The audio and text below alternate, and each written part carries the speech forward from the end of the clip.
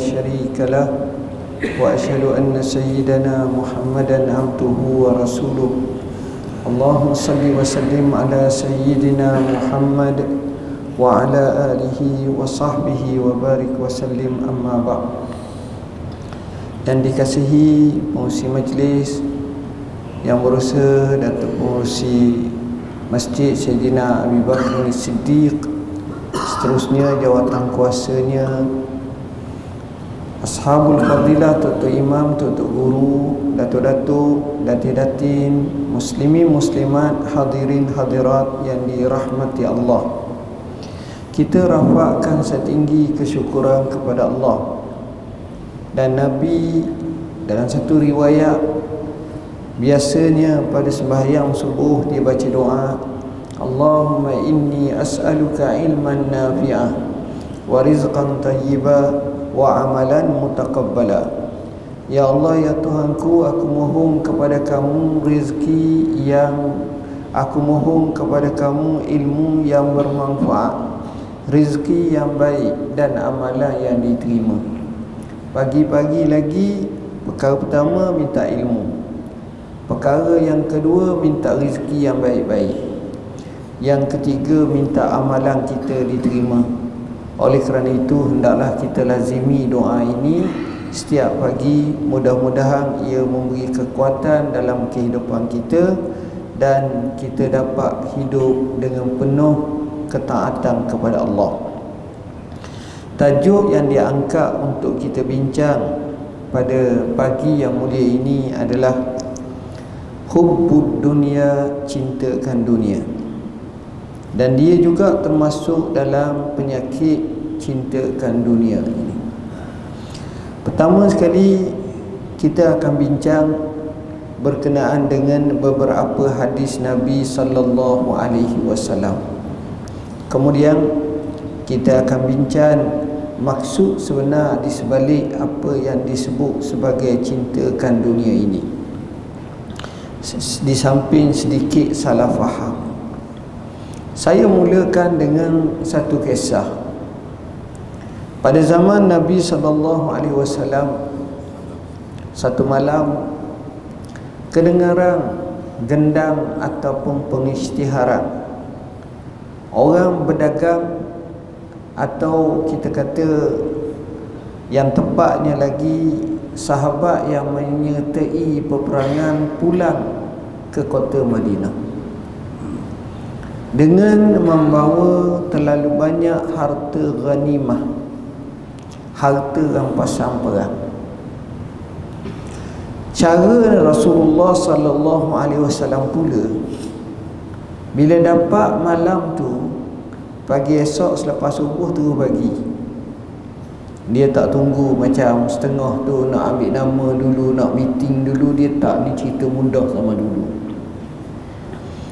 Pagi subuh tu Nabi tengok terlalu ramai datang, sungguh-sungguh ramai datang. Akhirnya sudah sembahyang, Nabi tengok kepada sahabat semua.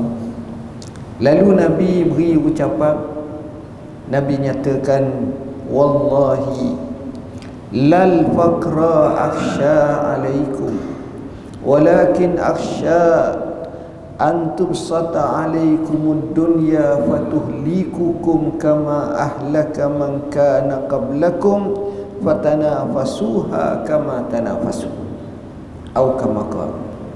Demi Allah, bukanlah kefakiran aku takut ditimpa atas kamu, tapi aku paling takut apabila dunia dibentangkan kepada kamu, yang menyebabkan ia membinasakan kamu sebagaimana ia telah membinasakan golongan sebelum kamu, kerana mereka berlumba-lumba tanpa mengenal erti halal dan haram, sehingga membabitkan pembunuhan dan seumpamanya. Kerana kuatnya berlumba-lumba, inilah yang kita bimbangkan. Ini menunjukkan kepada kita bahawa ramai orang apabila dia fakir, dia tak kaya, dia boleh stabil dalam ibadat dan istiqamah pada Tuhan. Tetapi apabila dia dikayakan sedikit dengan harta benda dunia, dia akan gelap mata, dia akan berubah. Maka Allah Subhanahu wa taala menyebut, walau basatallahu rizqa li ibadihi labaghaw fil ardh. Kalaulah Allah lempar ruahkan sedikit kepada hamba-hambanya dengan rezeki, maka dia akan jadi samsing di muka bumi, takabur, dan dia akan jadi tak betul. Ini kebanyakan. Daripada sini kita faham bahawa masalah kaya dan miskin ini atau dunia ini, dia dalam dua sisi yang beza. Pertama, pemilikan dunia ini dipuji. Kedua, cinta dunia ini dikeji. Ini yang kita kena beza antara kedua-duanya. Pemilikan dunia, kita akan tengok ramai sahabat yang kaya, tetapi cinta kepada dunia menyebabkan mereka gadai akhirat mereka, kerana matlamat mereka dibatasi di dunia semata-mata. Kerana itu Rasulullah sallallahu alaihi wasallam pernah menyatakan, bila mana dia kata umat Islam di akhir zaman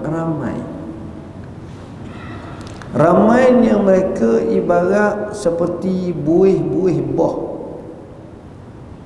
banyak. Tapi apa yang kita tengok buih buah, dia kelemahan boleh buih buah ni walaupun kita nampak segunung, tapi sampan dan kolek yang kecil lalu dia boleh membelah. Dia tidak ada sulbah, dia tidak ada kekuatan. Dia ikut air ke mana pergi, ke hulu, ke hilir, dan dia ikut tolakan angin, dia tak ada kekuatan. Makanya inilah yang jadi masalah. Walaupun musuh sedikit, tapi mereka bacul. Walaupun musuh kurang, tapi mereka, yakni umat Islam, tak ada kekuatan. Kenapa? Kerana mereka telah dihinggapi dengan penyakit al-wahan. Lalu sahabat bertanya, ya Rasulullah, apa itu penyakit al-wahan? Lalu Nabi jawab, wahan ini adalah hubbud dunya wa karahiyatul maut. Cintakan dunia dan bencikan kematian. Nabi tak kata milik dunia, tapi Nabi kata cintakan dunia dan bencikan kematian. Kerana kebanyakan manusia, tak kala dia cinta dunia, dia tak kira lagi halal dan haram. Dan kita dengar ucapan mereka, kenyataan mereka seperti, aku tak kira, yang penting aku dapat ya. Aku tak kira dah halal haram, tapi yang penting aku dapat. Perkara seperti inilah yang sepatutnya kita bataskan antara halal dengan haram. Tuan-tuan dan puan-puan yang dirahmati Allah, bila kita sebut tentang dunia ini, sebenarnya Islam nak macam mana? Adakah Islam nak suruh orang Islam semuanya warak, zuhud dan miskin apa kedana? Ataupun nak suruh sekadar sederhana-sederhana saja? Ataupun nak suruh kaya? Maka kita jawab bahawa Islam ni pada sebenarnya nak suruh orang Islam ni kaya. Orang Islam ni kaya. Dia bukan nak suruh orang Islam ni pakak-paki semua sekali. Bahkan disebut kadal faqru an yakuna kufra. Boleh jadi atau hampir-hampirlah kefakiran ni membawa kepada kekufuran. Jatuh air muka, tuan-tuan. Berapa ramai orang gadai prinsip dek kerana fakir. Berapa ramai orang menyembah yang tak betul kerana fakir. Berapa ramai orang dengan sebab kefakiran yang terwujud kepadanya, dia gadai maruah dia. Berapa ramai kita tengok orang yang fakir dihina. Macam-macam kita tengok. Dunia ini pelik, tuan-tuan. Hukuman persepsi merupakan hukuman utama. Dia bukan hukuman kebenaran. Dia tengok orang kaya, maka takwilan orang kaya semua baik-baik belaka. Bila dia tengok orang fakir, maka kebanyakan takwilan orang fakir semuanya tak baik belaka. Contoh, bila dia tengok orang kaya pakai baju buruk, dia kata zuhud orang kaya ni, dia tak nyombong. Dia tengok orang kaya pakai baju kemah, comel, cantik, dia kata memang tanjak pun dia kaya berdoa-doa. Dia tengok orang kaya diam, tengok diam-diam tu memang luar biasa berisi. Dia tengok orang kaya tu bercakap, oh itu bahasa memang luar biasa. Semua buat kena belaka. Tapi bila orang fakir, dia pakai pakaian buruk, dia kata ni sengaja nak minta sedekah ni. Dia pakai pakaian baru, dia pergi bisik tepi dia, ukur baju biarlah padam pada tubuh. Hang tak kaya, jangan lawak gaya sangat. Bila dia diam, ini dungu tu, sebab tu diam.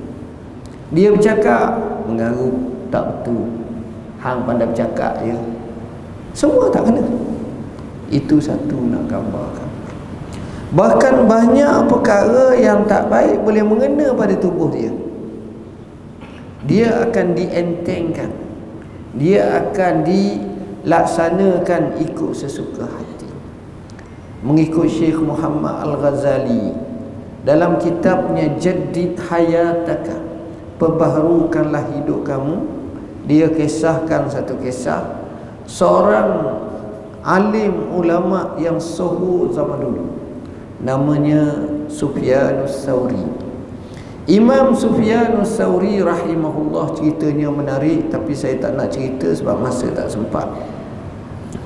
Cuma dia kata kepada anak dan keluarganya, kerana kita kayalah, maka puak-puak Bani Umayyah tak berani melakukan apa-apa kepada kita. Sebab kita kaya. Kalau kita miskin, jangan harap. Orang akan hina, orang akan buat perlaku, dan ini yang berlaku.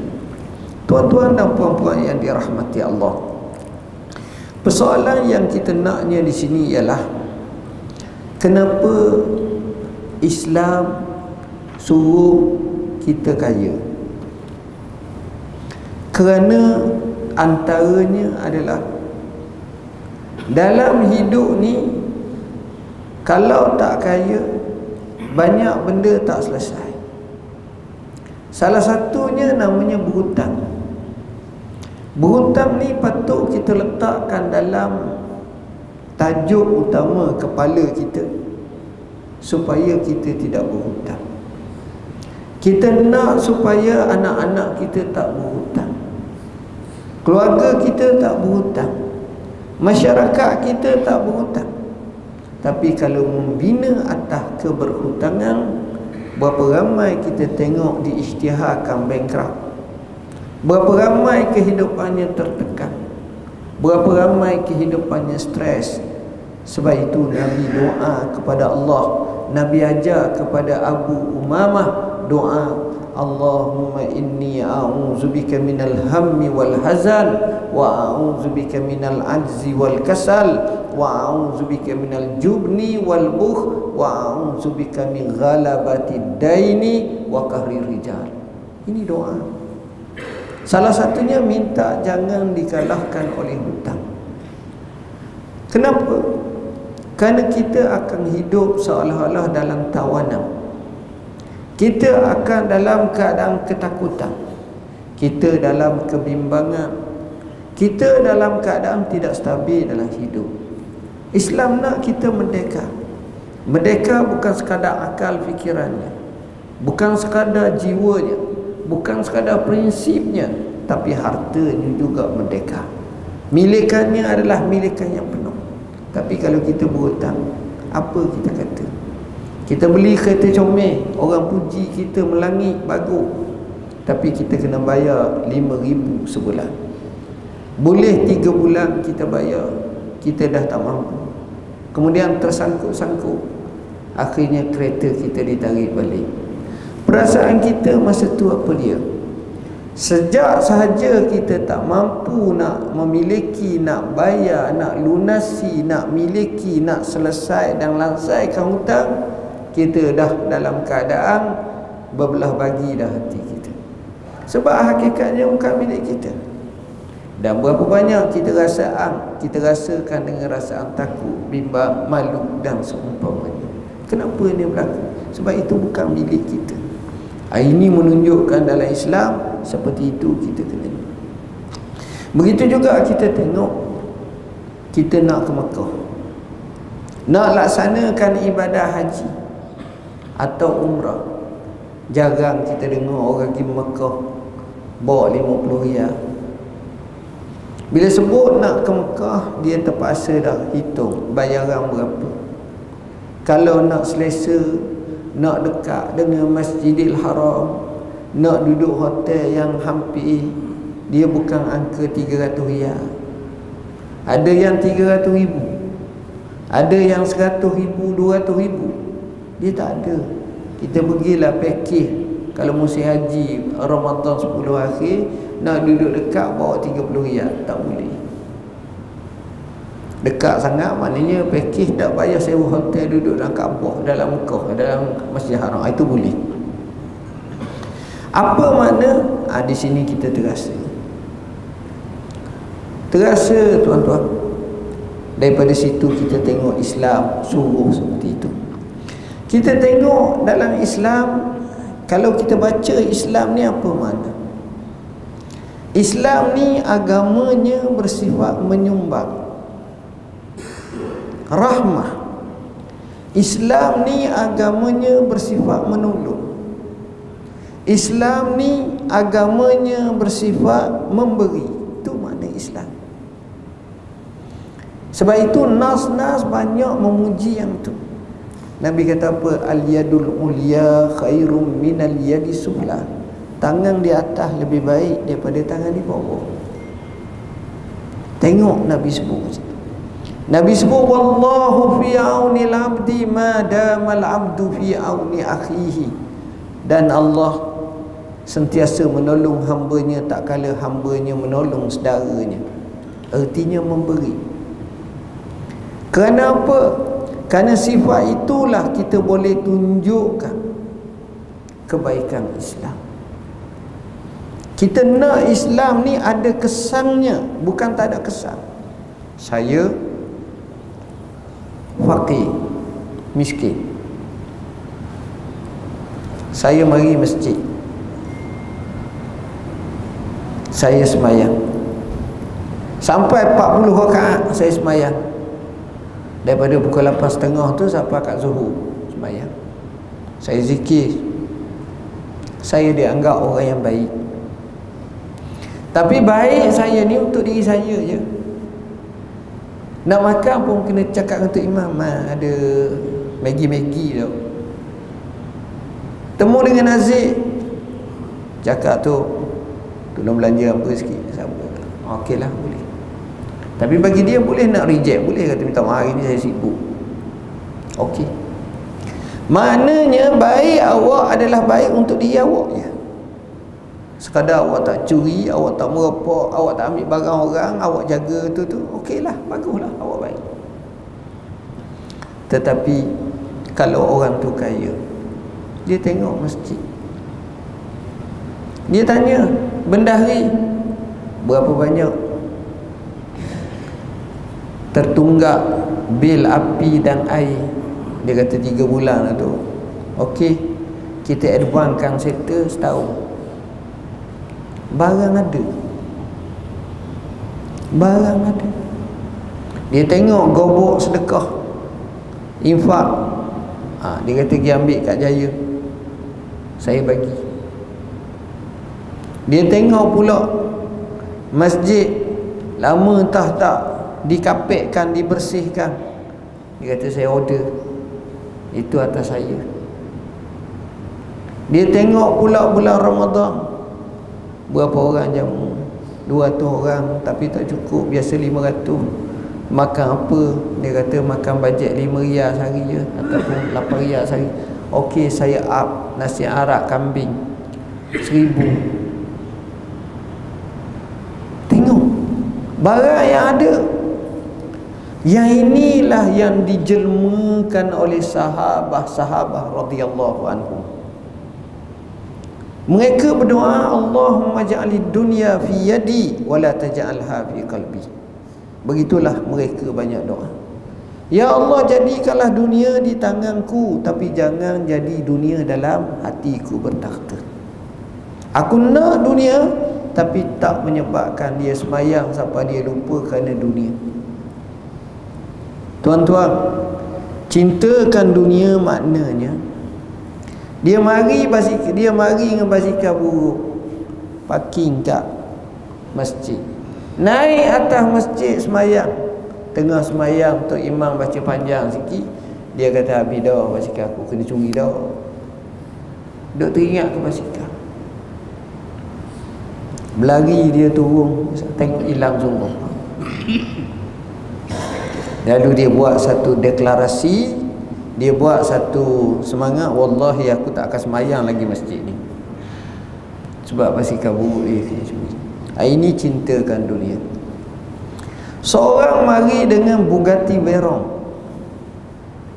mari dengan Lamborghini, mari dengan kereta yang kata orang 3-4 juta, 5-6 juta atau lebih. Enjin tak ada mati, berlari naik atas mayang, molek. Tinggal gitu je naik atas. Yalah, orang kata nak curi pun suri tak ada. Payah juga tu dia start. Muka baru ni alah, macam-macam teknologi ni. Itu soal lain. Tapi soalnya dia sembahyang, dia boleh zikir lama, dia tak ingat pun kata dia.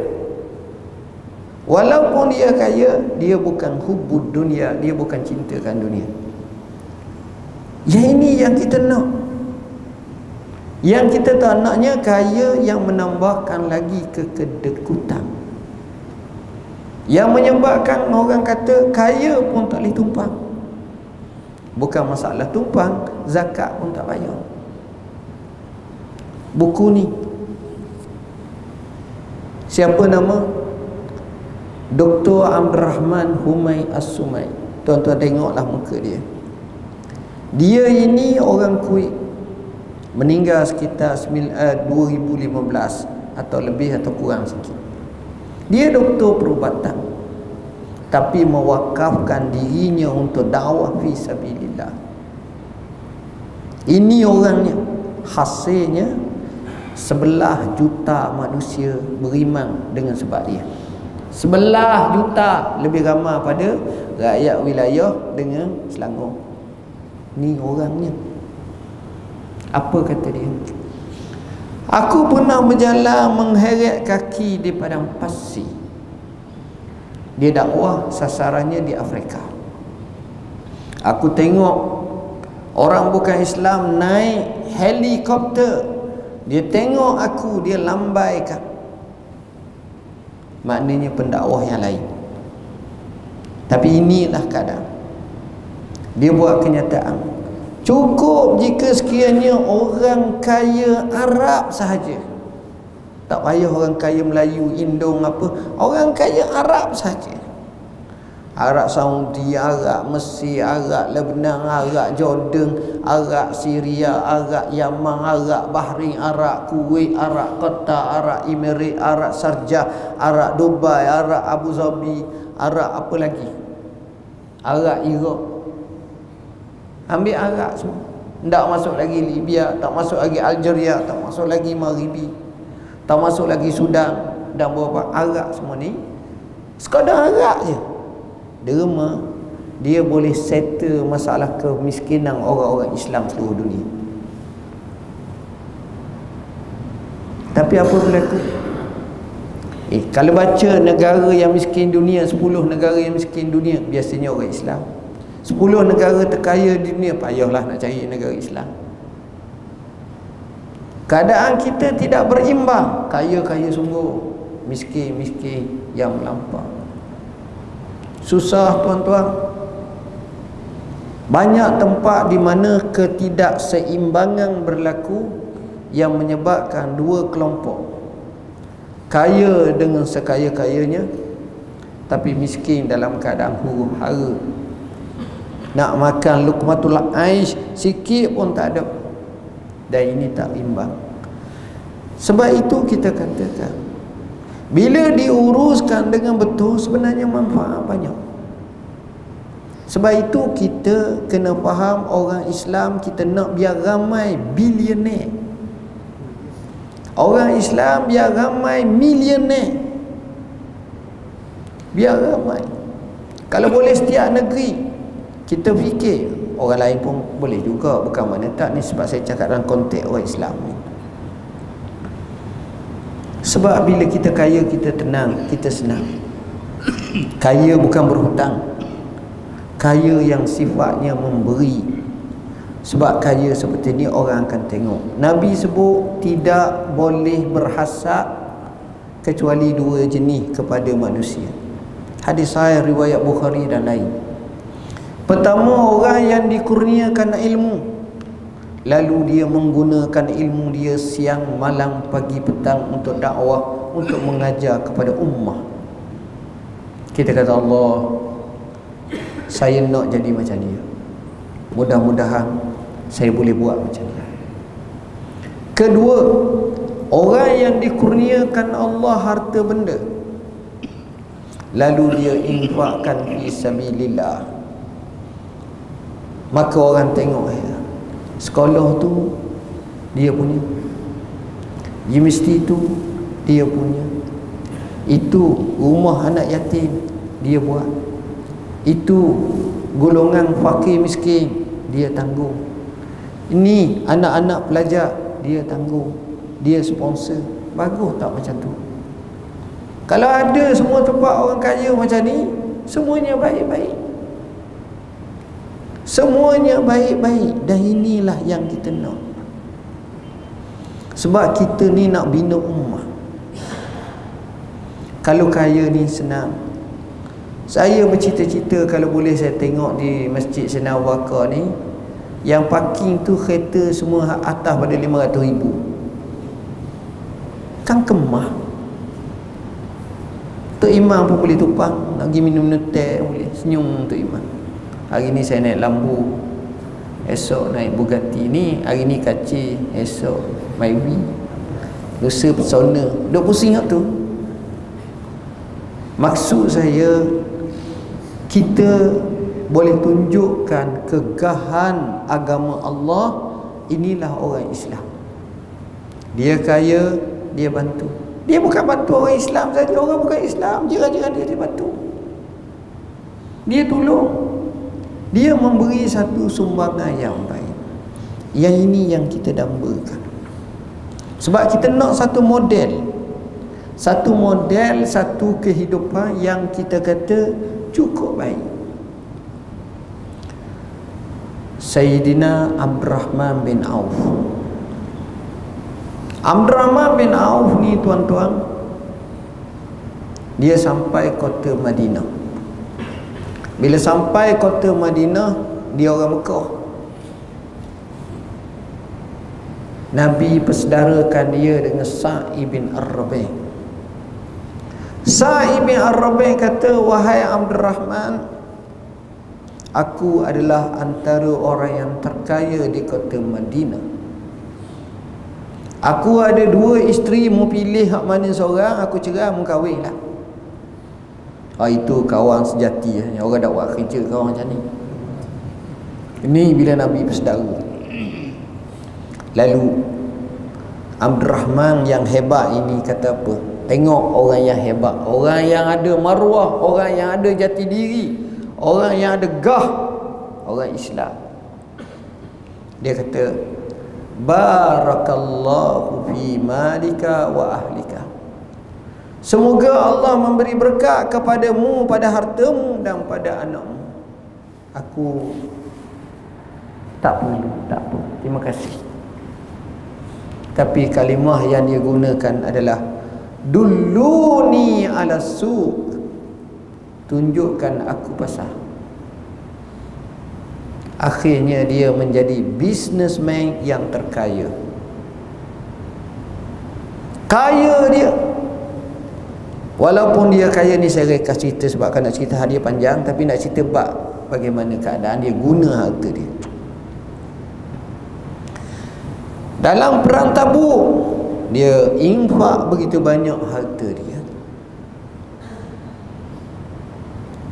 Bahkan dikatakan dia pernah jual tanah harga 40,000 dinar. Dia agihkan kepada fakir miskin dan kepada ummahatul mukminin. Rasulullah wafat, ummahatul mukminin yang baki ada tu nak ke Mekah, dia sponsor semua. Dia nak mati, dia ambil sepertiga hartanya, dia bagi masa dia hidup kepada sasaran, antaranya kepada ahli Badar, sebanyak 400 dinar setiap orang. Dia bagi ummahatul mukminin, isteri-isteri Rasulullah SAW ni dia bagi. Kata Aisyah radhiyallahu anha, pernah satu malam sama ada 700 ekor unta atau 500 ekor unta yang sarak dengan barangan masuk kota Madinah. Barangan itu milik Abdurrahman bin Auf. Akhirnya apa yang dia buat, semuanya itu dia infak fi sabilillah. Tengok tuan-tuan, ini orang yang hebat. Macam mana dia nak buat macam ni? Kalau saya tengok, nak tahu kekuatan iman kita ni, semangat kita ginilah. Kalau saya ceramah depan ni, saya pakai slide, saya kata tengok ini Palestin ni, orang kena bom, pecah kepala, putus kaki, meraung, anak yatim piatu. Saya tunjuk gambar ini. Saya kata derma hari ni tuan-tuan, derma. Tuan-tuan tengok, tuan-tuan kata Datuk kalau cakap macam ni, saya bukan sekadar derma. Dengan dompet-dompet saya derma. Ni dalam hati ni, dalam hati ni, dengan dompet-dompet aku derma. Tapi nak derma lepas balik dalam setengah jam lagi, mikir kalau dompet nak balik macam mana, kena tahan polis pula, susah. Okey, ada 500 aku derma. Tengah nak kata 500 tu mikir 500 ni baru 21-22 ribu bulan. Tak boleh. Tak boleh. Baru 21 ni gaji pula mungkin 24-25 tak ada lagi, tu tak nyawa apa. Bila tak boleh 500, dia tak turun 400, dia turun 100 lalu. Laju cara turun tu 100 je lah. 100. Kata hari ni nak pergi Melaka, pergi balik campur dengan makan kat R&R sekeluarga tu 100 dah. 50 lah. 50 tu mari mikir pula setaki minyak. Terus turun 20. 20 ingat nanti nak ajak kawan minum air sebetul. 10 ni ingat kalau nak beli gula boleh dah 2 kilo, 3 kilo ataupun 4 kilo. Akhirnya masa derma serial tu. Itu pun tersembunyi. Kenapa? Ikhlas. Tengok, dia jarang kita daripada serial naik 5 riyal naik. Derma tak macam tu tuan. Dia makin kurang kepala kita. Sebab apa? In asyaitanu ya'idukumul faqra. Syaitan selalu duk janji kita fakir. Dia janji dalam hati kita, mung janganlah baik sangat, mung janganlah derma sangat, nanti pakirmu, nanti miskinmu, mung kena simpang lah. Ingat hari hidup, ingat hari kan mati kan susah pula. Kita akan ingat macam tu. Jadi kita dalam keadaan tak mampu untuk nak sedekah, kita tak mampu untuk infak. Orang tu kaya, dia tinggal 10 juta. Tak 10 juta lah, 10,000 pun anak beranak bergaduh. Tanah sekakang kera kakang luar mana? Bergaduh. Harta tak tahu ni, bergaduh. Ini masalah harta. Ada seorang kaya Arab, kaya yang amat. Dia pernah menjadi orang yang ke-20 terkaya. Kaya yang amat. Dia naik kapal terbang, mungkin ekonomi kelas dia. Orang tanya kenapa ni, dia kata apa aku kisah, kapal terbang pun aku punya. Bukan tepah, aku punya, tak kisah. Kaya. Dia punya ayam tu dia tak panggil rebang. Rebang ni hak 3 ekor. Ayam dia tu dia ada ladang. Ladang ayam, kita ingat ladang kelapa sawit, ladang ayam luahnya. Dengar cerita orang sabotah bakar gini-gini, sampai kat dia, dia senyum. Dia kata alhamdulillah kita bina balik. Hebat. Hebatnya dia, sampailah satu ketika dia panggil anak-anak dia. Dia kata, nak-nakku semua, abah nak bagi harta kepada awak ni. Bagi. Hak ni dapat ni bilion-bilion lah. Tak ada lah 300 riyal seorang, tak ada. Semua banyak. Kemudian satu portion tinggal kat dia. Setuju semua, setuju abah, puas hati. Dia kata hak bahagian abah ni, abah wakaf fi sabilillah. Lalu ditajukkan inilah orang kaya yang memiskinkan diri dia sendiri. Kemudian orang tanya dia, tuan, kenapa tuan buat macam ni? Jawapan dia ni, yang ini yang kita dambakan, tapi ramai di kalangan kita sebelum mati tak dah dapat. Apa dia? Dia kata, saya puas. Martabat yang paling tinggi adalah puas memberi, tapi hak rendah martabat puas menerima. Puas hati dah aku dapat ni. Tapi martabat paling tinggi puas memberi. Aku puas. Hak ni kita kata payah ni. Hak rendah, hak nombor 2 tu, hak tu hak ramai, hak kita dapat hak tu lah. Tapi tu pun ramai tak puas hati gitu. Aku dapat sikit lagi, patutnya tak tahan. Tengok dia buat. Satu. Kedua, orang tanya dia, kenapa awak bagi habis harta awak ni? Dia jawab apa? Saya punya kawan-kawan kaya ramai. Saya ambil iktibar daripada kawan-kawan kaya saya, ada yang mati mengejut. Mati ni dia tidak ada tarikh. Pilihan raya ada tarikh, tuan-tuan. Mati ni tak ada tarikh. Dalam ni boleh jadi saya orang pertama mati. Kita tengok dia tua, dia mesti pertama. Dah mati dah macam tu. Dia bukan macam ambil SPM mesti umur 17. Mati ni tak. Orang muda boleh mati, orang sihat boleh mati, orang tak sakit boleh mati, orang kaya boleh mati semua. Bila saya tengok kawan-kawan saya mati sahaja dia, ramai anak beranak dia, kaum keluarga dia bersamang menyamang bermahkamah kerana berebut harta. Anak beranak. Ada orang mari kat Jabal Amba, tuan-tuan, masalah ni. Saya tanya, kaya benar ke? Kaya tu rasa berapa? Banyak tu. Banyak sangat. Kata orang 18 keturunan tak habis makan. Kalau nak udang kara 4 ekor sehari ataupun galah, tak habis. Tapi bermahkamah. Betul orang ni kata. Saya tak nak anak-anak saya berpecah dek kerana harta, bergaduh dek kerana harta. Kadang-kadang anak tu 8 orang tu ustaz semua, bergaduh juga. Kadang mari depan hamba cerita, bergaduh sakang, pakas kebang besar ada hamba. Dia bukan orang Melayu lah, dia ada Arab. Dia cerita benar. Baru 2 minggu lepas cakap, Allah kata kita orang timno dengan mata bapa pula. Aku nak sebut qala Allah 100, mau sebut qala Allah 400 patah. Aku nak sebut hadis Nabi 1, mau sebut 50, boleh syarah pula.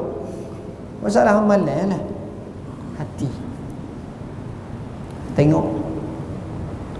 Kita tak jauh, kita tengok keluarga kita sebelah pak dara, belah mak dara, belah ni, macam mana bak harta.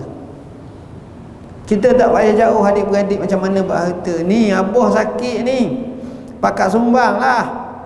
Allah minta maaf.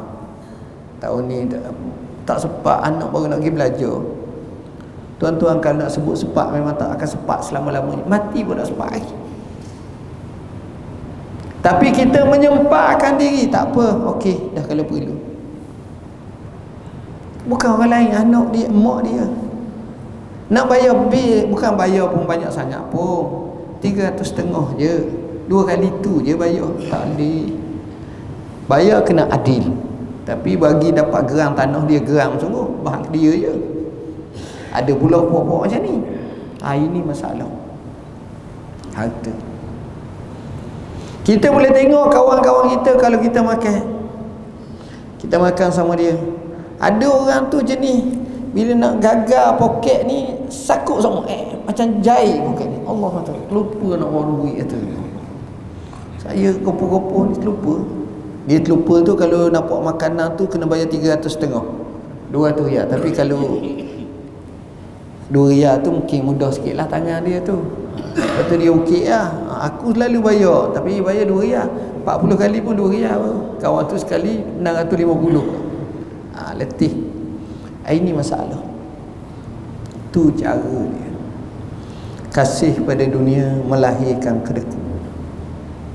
Lebih teruk lagi dia kedekut pada bini dia, pada anak dia, pada keluarga dia, pada kawan-kawan dia, kedekut habis. Dan lebih parah lagi, dia kedekut pada diri dia sendiri. Dia sendiri tak ada nak makan. Duit ada, sayang. Sakit tak orang macam tu? Dia tidak dapat manfaat nikmat yang ada. Sebab itu Imam Malik rahimahullah, begitu juga Imam Abu Hanifah dan ramai lagi tokoh-tokoh, dia selalu sebut, bila man dia baca hadis, bila Allah kurniakan nikmat, tunjukkanlah kesan nikmat itu, tapi jangan takabur. Jangan belagak, jangan riak, jangan ujub, jangan sum'ah, tapi gunakanlah untuk kerana Allah. Al-Hasan Al-Basri, ulama sufi, dia cukup marah kalau ahli tasawuf ataupun fakir, orang yang kata kaki zuhud ni pakai baju buruk-buruk, marah dia. Dia kata pakai baju comel-comel. Sebab ramai orang kadang-kadang tersilap, ini pandangan Al-Hasan Al-Basri, guna baju buruk tu, bertampung tu, dapat raih duit. Siapa tahap tu? Dia tak mahu macam tu. Dia nak jaga hati dia, dia nak nampak macam tu. Dia ibadat kuat kepada Allah. Sebab itu kita kadang-kadang terlalu banyak salah faham. Saya sebut salah faham kita ni, kadang-kadang kita rasa okey sangat doh, betul sangat doh, tapi salah. Salah faham. Bagi kita biarlah fakir, biarlah miskin, biarlah duduk di rumah, biarlah pegang tasbih, biarlah duduk nampak warung. Tapi itu kita. Anak kita suka tak? Anak kita nak ke KFC, nak ke Burger King, nak juga air coconut shake. Kadang-kadang dia nak makan dia orang. Awak memang awak boleh sabar, anak awak macam mana? Dia tengok jiran pula duk makan musaking. Kita musang pun tak makan, king pun tak makan. Tengok dia meleleh dia. Durian tak ada. Lalu durian ni benda baru kat rumah, kat baru sekebor. Anak Allah kata apa? Saya ingat saya mati dah tak makan durian. Kau ni kau mengaru. Sebab masalahnya bukan tak ada, duit ada tapi tak ni. Ni bala, tuan-tuan. Salah faham. Kita kena tengok. Kita menyumbang, tolong orang, jauh lebih baik. Tengok orang miskin tolong. Kita tengok orang miskin berkata tak ada apa. Sama-sama tak boleh harap dapat apa. Tak dapat apa-apa.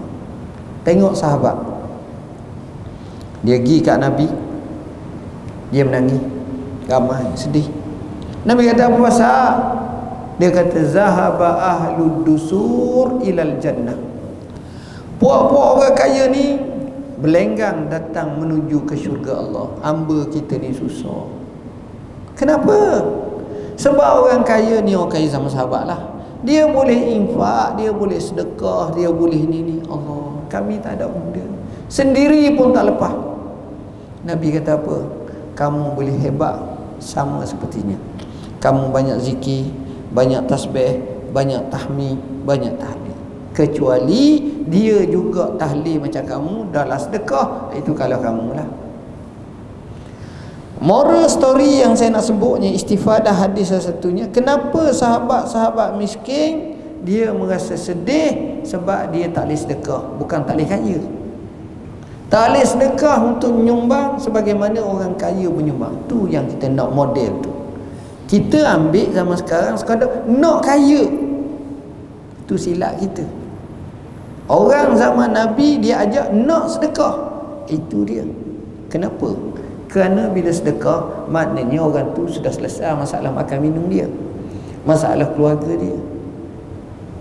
Sahabat kita minta dengan saya, tuan, minta bantuan sikit. Saya ada RM10. Saya kata, Allah, susahlah saya ni. Sebab saya anak isteri nak makan ni, tak ada lagi. Kita akan dahulukan yang tu dulu. Jadi bila konsep sedekah tu, sebab kita sudah lepas dah, maka kita sumbang. Ini Nabi ajar. Satu hari Nabi cakap dengan sahabat, Nabi kata sedekahlah kamu. Sahabat kata, ya Allah, macam mana nak sedekah, sendiri pun tak lepas. Nabi kata, kamu kerja, kamu dapat rezeki, kamu makan, kamu minum, kamu tangguh keluarga, kamu sedekah.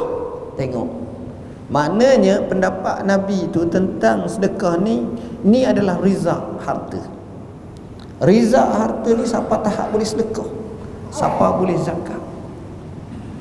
Ada seorang tu pusing, Ustaz, ni tanya Syekh, kenapa saya kena bayar zakat banyak? Saya tak naklah bayar zakat banyak. Saya kena bayar sampai 100,000, sejuta. Syekh kata, saudara, selama mu bayar banyak zakat, bermakna harta mu lagi banyak. Sebab zakat tu 2.5%. Kalau orang tu bayar zakat sejuta, maknanya harta dia dapat berapa? Dapat dalam 250 juta ataupun berapalah, saya tak ingat lah. Mana 100 juta lah dapat, 10 juta dapat, sebab 2.5% je. Tapi kalau dia bayar zakat 1,000, harta dia sejuta, dah kurang lah. Itu dia. Oleh kerana itu, masalah tentang harta, Islam suruh kita kaya. Islam suruh guna harta sebagai ladang akhirat. Ad-dunya mazra'atul akhirat. Islam suruh tunaikan kewajipan zakat. Islam suruh tunaikan yang sunat, infak, sedekah, hebah, hadiah. Ini semua akan membawa kebahagiaan hidup. Tapi Islam benci cintakan dunia, tak kena halal dan haram. Islam benci orang yang membawa kepada kekedekutan yang melampau. Kedekut. Islam suruh pemurah, Islam benci kedekut. Islam nak supaya harta diagihkan kepada sasaran-sasarannya. Antaranya masjid kampung kita, surau kita, apa lagi anak-anak yatim, fakir miskin, semuanya itu memberi kesan yang cukup baik. Saya tengok jarang kita bertemu ulama yang kaya. Biasanya ulama tak berapa kaya. Hak kaya tak ulama pula. Tapi ada dalam sejarah ulama yang kaya. Abdullah ibn al-Mubarak, kaya dia. Ni zaman tabi'in atau tabi'in tabi'in. Dia duduk di Khurasan, jauh kat Iraq, kat Iran matah. Dia nak pergi Mekah. Bila nak pergi Mekah, kawan-kawan dia, orang kampung dia ni pakat nak ikut dia, nak pergi sama. Dah dia alim, dia soleh, dan dia kaya, dan dia berani, dia mujahid fi sabilillah. Cukup lekat. Dia kata boleh. Dia pun kira-kira kalkulatnya duit kena bayar banyak ni. Orang pun bayar semua duit. Katakan 5,000 bayar 5,000, 5,000 dirham kat dia semua. Contoh 10, 15 orang, 20 orang, 30 orang ke satu kabilah ni pergi. Nombor 2 syarat, duit saya pegang. Dia pegang duit. Maka musafirlah, berhenti setepak makan kambing, berhenti setepak makan unta, berhenti setepak makan. Jadi sedap-sedap laku. Ni kalau package haji kau grade A ni, package bisnes ni, first class, sampai Mekah, Madinah, balik kenyang semua. Kali balik sampai berapa puluh hari, 10, 20, 30 hari, 40 hari. Lamalah musafir balik. Sampai di kampung dia, dia panggil semua jemaah-jemaah ni. Dia kata perbelanjaan kita giam, dia kira kalkulat, dia audit, dia kira, tengok lebih banyak, tak cukup banyak. Dia akan beri faham dulu apa yang dia belanja ni. Kawan pun susah hati, dah habis pula dah duit. Akhir sekali dia kata apa? Saudara-saudara, aku nak bagi tahu kepada kamu, inilah perbelanjaan kita. Jadi hari ni aku nak bagi tahu, setiap seorang aku pulang balik duit masing-masing aku tanggung. Saya ingat ramah hak etek gebok. Dah lah makan first class, dah lah bayar, dapat refund pula. Bukan rebate dah ni, penuh pula. Makan pula bukan makan. Kan kita kan komplain Jumaat tu package, Allah takkanlah jamu ni. Bukan nak makan unta tak boleh, makan antar je. Susah lalu. Jadi benda-benda macam ni tak apa sesuai. Saya rasa sekadar itulah. Kebetulan saya ada satu lagi majlis kuliah Tuhan saya. Saya minta maaf tak dapat panjang, tapi isu yang kami bincangkan ni banyak dalam buku Al-Kafi Hadis 40 yang saya rasa penting untuk kita tengok. Dalam buku ni banyak hadis Nabi. Saya nak settlekan buku ni, saya ambil masa dalam 20 tahun tuan-tuan. Alhamdulillah.